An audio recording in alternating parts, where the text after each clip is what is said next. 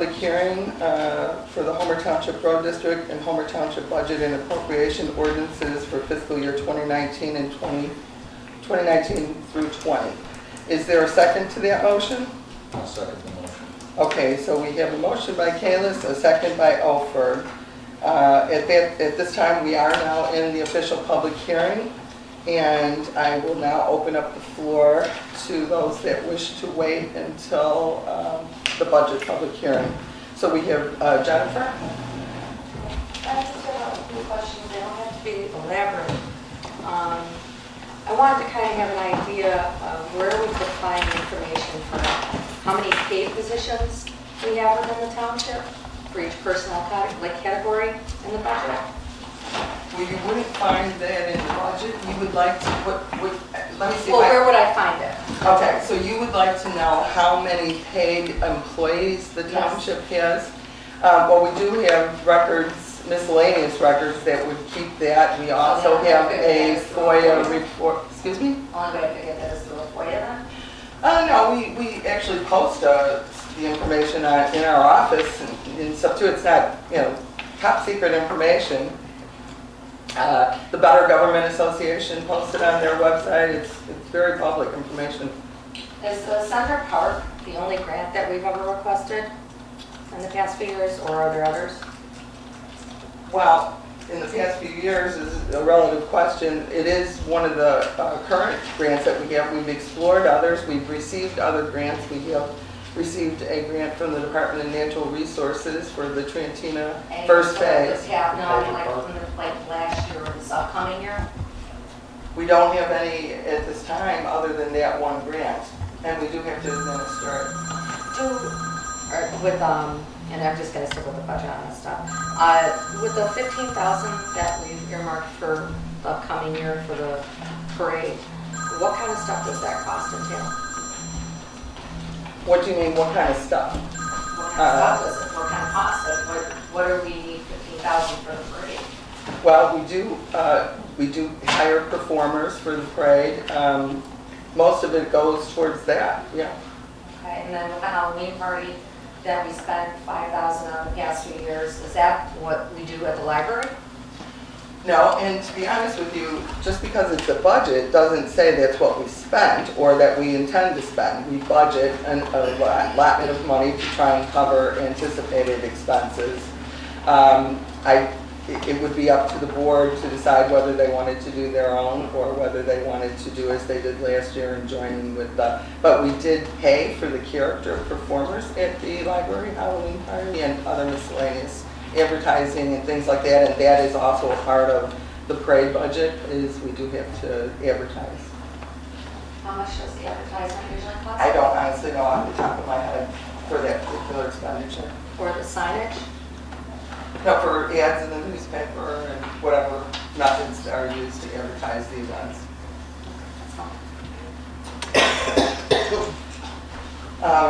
Mr. Fleming? In the open space fund, there's $919,000 in the account as of April 1st. 2 years ago, it was $980,000. Last year, it was $940,000. How did we accumulate all that money? That's a big number. Yes. Well, from my understanding of what some of the money, it's come from multiple sources. I know we've talked about this when you've attended the open space meetings before too, Mr. Fleming. Part of it is leftover, a small amount is left over from the bond. Some of it is from a cooperative agreement that we had. Originally, the $8 million bond was used to purchase all of the properties. So you're right, that is a large amount of money. Some of it was from an agreement we had whereby the area that is the shopping mall at where the village used to have their offices, about 147th and Bell, that property was carved out of the open space parcel, sold, and the proceeds were distributed back into the open space program and fund. Fundraising, farm leases, rental unit, that's where the income is generated. So what's the game plan for open space? There's $900,000 is a big number. That's 3 times than what you have in the Parks Fund. What are you gonna do with that? So the open space fund does not receive property taxes. So the properties do need to be, that money is, unless there is some sort of a mechanism put in place to put it on the property tax rolls, I think initially the idea is to keep it self-sustaining so that we don't have to go to taxes. I can tell you that it also is continuing to seek non-tax alternate revenue sources to sustain the property, safety improvements, and other program objectives. This is from the minutes of the April 8th meeting, so I'll just read it because it's already been answered before. The open space funds are legally assigned for open space purposes alone. They cannot be used to put in another fund or for parks or for sports. Excuse me? Can it be refunded No, they cannot. to the taxpayer? No, they cannot. And actually, it was really a small amount. A lot of the rest of the money is from the proceeds, what was left over from the bond. The rest of it is, like I said, fundraising, farm leases, rental income. But again, I will finish. Without a long-term funding source, for example, property tax, the funds will continue to be depleted until ongoing fundraising or procuring of alternate revenue sources continue. Even if grant funding for future projects were secured, most grants require the recipient to match a share of the funding. So for example, when we went for the IDNR, the OSLID grant, what it requires is you have to have money to match the grant. So it's, it might be like a 50-50 grant. So you have to come up with 50% and then the state would pay 50%. They required us to pay all the expenditures up front first. And then when we were able to, after we had an audit and proved that the money was spent correctly, then they would issue a refund for the grant amount. So if you deplete the fund completely, you will now put it, at the mercy of the taxpayers, and also there will be no future development or programming. How much was that grant for? You just mentioned. I want to say, I don't remember the exact amount. It was over 700,000, somewhere between 7 and 800,000. How long ago was that? I believe the construction started probably like around 2005, 2006, and it did take a couple years to complete. 13 years ago. You have professional services in here of $25,000. Under what's in there? This is in the open In space the open fund? space? Okay. Yeah, line number, No, that's okay. 745. I just want to know which fund we're talking about. what is that? Well, professional services can be architects, landscape architects, engineering. What did you spend last year? I don't know that we did spend anything last year. You're budgeting $10,000 for grant planning expense for the open space fund, is that? Yes, we are budgeting that, yes. What did you spend last year? Well, when you keep saying, what did I spend last year? I Second don't time I asked have the the question. figure in front of me, but I don't believe that we did spend anything last year because we did not apply for a grant. You're budgeting $15,000 for prairie maintenance. These properties are farmland, aren't they? Aren't they rented to farmers? No, not all of the properties are. What- In fact, the Trantina Farm grant that we talked about actually has, the Department of Natural Resources actually paid us in the phase 1 of the development to restore native prairie grasses, and they do require burns and maintenance. And that costs $15,000? No, and these are budgets. These are budgets, what we're projecting to do. What did you spend last year? Do you remember what you spent last year? I don't know off the top of my head. We did do a small burn, and we actually have one in the agenda tonight to approve to do another section. You got $10,000 going into the rental house for repairs. You're collecting $15,000 in rent. Well, we are budgeting for the unforeseen. Again, you don't know what you spent last year, so you put in $10,000 this year. Well, no, to be honest with you, when we prepared the budget, excuse me, I hope you are. can we keep this professional, or are we gonna have, I just snide remarks in the middle? honesty. No, that is not asking you, that's being nasty. I'm just gonna ask you, let's keep it with the questions with the public hearing. Okay. So my answer is no, off the top of my head, I do not know how much was spent. But there are things, as we all know as property owners, where things can go wrong, furnaces can go out, things can happen. So just because we budget a certain amount doesn't mean that we fully intend to spend it. And if it's not spent, the money, that's where the $900,000 comes from. The money stays within the fund. You've got a $450,000 capital reserve Yes. for open space. Yes, and I believe the explanation for that is also listed on the budget.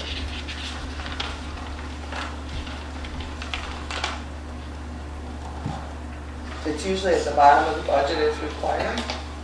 Funds accrued for capital improvement projects. What is that? That's what it says there. What are your projects? Let me go right to the budget. Well, some of the projects that are being proposed out of the committee and that the board has been talking about over the years. Okay, so according to the budget, under capital reserve, it says purpose, grant match / future development of remaining open space properties. The amount hoping to accumulate is $3 million and the duration is for 10 years. That was what the capital reserve was established for and what we are allowed to do with the budget. So again, it depends on what the board approves, what the committees are working on. There are other phases of Trantina that were in the works over the years for development. Perhaps there will be other projects, other properties, and maybe a grant match, which is what we discussed earlier.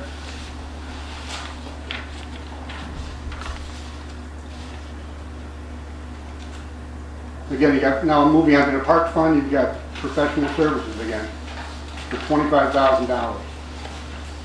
But since you don't know what you spent last year, Well, I in the do budget. know what It's we on spent the here. page.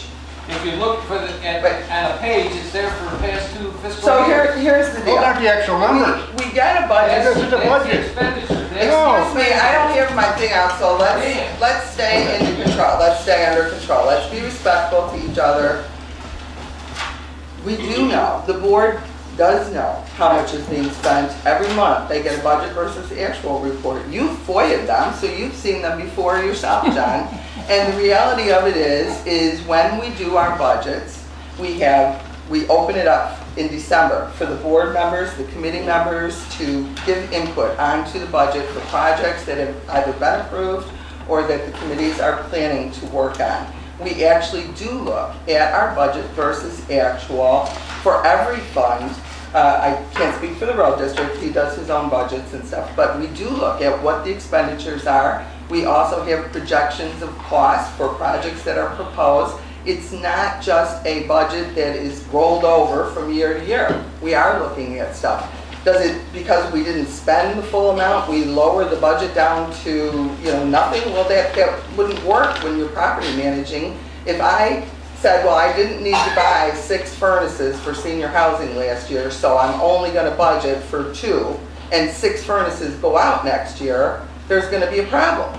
So budgeting is a forecast tool. It's anticipating. It's not a science. It's not exact. We're just trying to anticipate future expenditures based on what we know. But if you looked at that in December, like you said, your year end is March. So how I did said, you know? no, I didn't say we look at it in December. I said in December, I start asking the trustees and the committee members to start giving input into the budget about possible expenditures. Yes, we don't, why do you think we're not approving the budget until June? Our year end doesn't happen until March 31st. So we wait until we can actually see, our anticipated levy, what we're gonna get in our levy. We also look at what our year end expenditures were. But we do sit down and look at all of our budget versus actual numbers when we prepare the budget. It's not zero-based budgeting, but it's very similar. We don't, In the past, my previous supervisors, when I was a trustee, they said 3%, add 3% to every budget. We don't do that.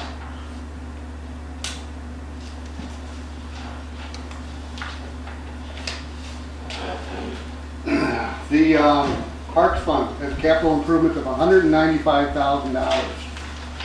That's up from, I want to say, $75,000 last year. Yes. I have to look at, you have to look at the chart of accounts, but again, it is based on projects that were approved. Some of the park projects were approved last fall. Trustee Harris can answer, he's the chairman of the park, one of the chairman of the Parking and Rec Committee. Those amounts are based on anticipated capital improvement projects. And actually, there's more that are coming, and we're actually trying to get these done because, as you know, we have a very limited construction season. This year, even more limited, June until what? And the new money coming in for our tax levies comes in distributions. So I believe it's 13 payments that we receive. So for example, in the park fund right now, I don't know the exact number, but we have about $200,000. We still had a balance due on the Culver Park project. Again, fencing project, safety netting, there's been stuff. So we have to have some ending balances and some reserves because we're only getting the tax distributions in increments. So we still have to pay the bills and still try to meet a construction season. We won't get our full one until the weather's already too late to do projects. But you've got $80,000 in your reserve right now. Okay? We just said you needed more money for the reserve, but you got $80,000 in the account right now. Are you going back to the budget, or are you actually looking at our budget versus actual? The numbers are right here. In the budget, Yes. 80 gets added, so you're looking at last year's 80,000 is what we set aside to try and build up a capital reserve fund. So the 80 gets added to the 145. That's how the budget goes. So we carried over the 80 from last year and we added the difference between 145 and 80 to increase that amount. If we didn't spend it, we may have spent the 80,000 last year. I honestly don't know. I don't know all the intricate details of all 9 of our funds. But I'd be glad to help you or answer those questions later, when I'm able to get the information to you.